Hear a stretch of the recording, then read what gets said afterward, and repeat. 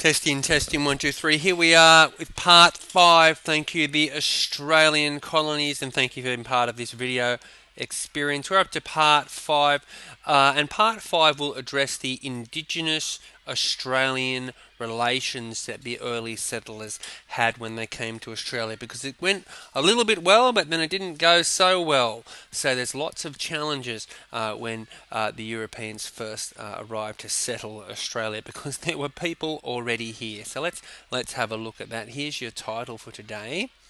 And one thing you're also going to do here, Year 5, is we're not going to write all of this. What we are going to do is only write what I underline, thank you. So if I underline it, you'll write it in your text, but we're going to talk about a few of them as well. So do only write what I underline.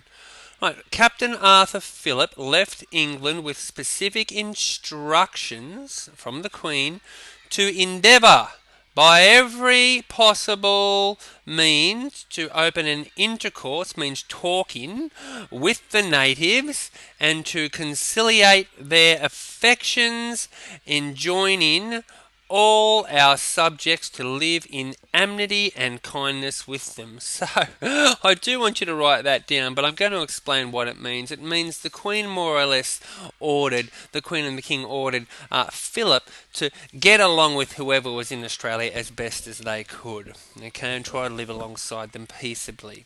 And Philip was quite serious about this, to go on, and if any of our subjects shall wantonly destroy them or give them any unnecessary interruption in the exercise of their several occupations, it is our will and pleasure that you do cause such offenders to be brought to punishment according to the degree of the offence. So, to translate that into modern English, if people went to Australia and harmed the Aboriginals, they were meant to be punished. They were meant to be punished. They were meant to try to get along. They were meant to try to work beside anybody who was already in Australia. Now, that was the idea. Now, that didn't quite happen. Here's a picture of Captain Arthur Phillip, by the way, and he took this quite seriously.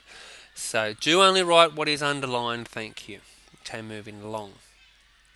So, Captain Arthur Phillip, and there was a picture of Captain Arthur Phillip on the other page there. Captain Arthur Phillip was determined that nothing less than the most absolute necessity should determine that he would open fire upon the local natives. So when we talk about local natives, we're talking about the people who are already in Australia when the settlers got there, which is of course the Aboriginal Australians or the Indigenous Australians. And so Captain Arthur Phillip, this chap here, was just very clear that nobody would be shooting anybody who was already in Australia when they got there. And for a while things were relatively peaceful. The Europeans did, of course, arrive in Australia, and they did, of course, meet these characters here who were already here, the Australian Aboriginals. Communication with the locals, and by locals we mean Australian Aboriginals, was difficult due to language problems in that, well, of course, the Europeans, the British, spoke English, whereas the Australian Aboriginals spoke various different Aboriginal dialects and languages. Furthermore, the British were curious that the locals, the Australian Aboriginals, went around naked. They often didn't wear clothes, whereas the locals, the Australian Aboriginals, doubted that these bearded men in clothing, the English, were really men. You see, the English hadn't seen people who didn't wear clothes before very much. And the Australian Aboriginals hadn't really seen, people who did wear clothes. So there was a bit of what's called a culture clash. I think we probably better write that down. There was a culture clash. You've got the English culture versus the Australian Aboriginal culture, different ways of doing things. And to talk about that more, for example, here's an example of more clashing of culture. The locals, the Australian Aboriginals, found it difficult to differentiate, to sort between receiving gifts and stealing. So that's very easy for you and me to understand. We come from mostly a bit of an English culture, or at least a Western culture, where we know clearly the difference between receiving gifts and stealing. But the Australian Aboriginals weren't really able to, they didn't quite see it that way. There was much more an attitude among their groups of people of just sharing items, so they would take what they needed, which wasn't quite the way that the English did things. So there was a bit of a clash there. Locals found it difficult to differentiate between receiving gifts and stealing. That said, initially relationships with the locals were friendly and quite cordial. That didn't last.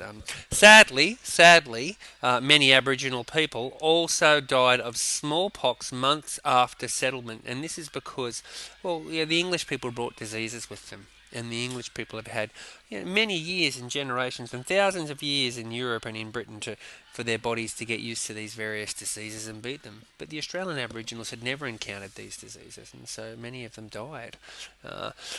This was spread. It was believed to have been brought in by Molucca fishermen to far North Australia, then spread across the continent, and many Central Australian Aboriginal people had pox scars on bodies when encountered by explorers. So all the English needed to do was introduce this disease, quite by accident, along the coast of Australia, and then it would just travel by the Aboriginal people moving through Australia all by themselves, which is very unfortunate.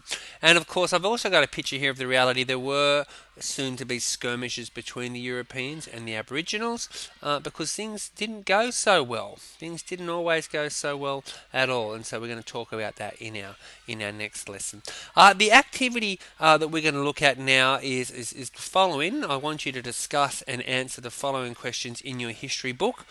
1. Was Phillip under orders to harm the Australian Aboriginals? 2. What was the chief problem between the settlers and the local Aboriginal population? And 3. What did many Aboriginals die from after settlement, and why? And I think, to be respectful, I'm probably going to make that Aboriginal a capital A and a capital A down here as well. Alright, thank you very much. If you complete that, you may neatly draw a picture underneath your answers. Okay, draw a picture, a neat picture that is relevant to what we have just been discussing. Thank you very much.